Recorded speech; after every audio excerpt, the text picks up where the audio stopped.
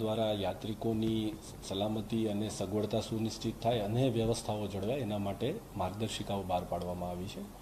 આ માર્ગદર્શિકામાં એવું છે કે એક ફરજિયાત નોંધણી સિસ્ટમ રાખવામાં આવી છે કે અહીંયાથી જે કંઈ દરેક રાજ્યમાંથી પ્રવાસીઓ જાય તો એ નોંધણી કર્યા બાદ જ જાય અને જો નોંધણી કર્યા વગરના પ્રવાસીઓ ત્યાં હશે તો એક ચોક્કસ પોઈન્ટ ઉપર તેમને અટકાવવામાં આવશે અને એનાથી આગળ એમને નહીં જવા દેવામાં આવે। ચોક્કસ તારીખે જ જે તે યાત્રાળુઓ કે પ્રવાસીઓ ત્યાં જાય એવો પણ એક અનુરોધ કરવામાં આવ્યો છે કે કોઈ અન્ય તારીખ એમ કે એમાં ફેરફાર નહીં કરે। આ અંગે ટૂર ઓપરેટર અને ટ્રાવેલ ઓપરેટર્સની અહીંયા અમારા પ્રવાસન વિભાગમાં અગ્ર સચિવશ્રીના અધ્યક્ષ સ્થાને એક મિટિંગ કરીને પણ આ સમજણ આપવામાં આવી છે।